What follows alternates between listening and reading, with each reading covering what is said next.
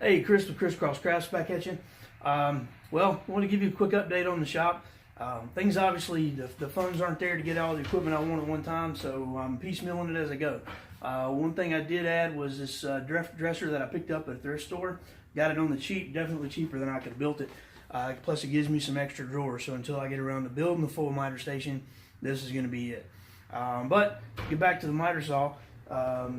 I also added this hood. This is definitely not store-bought.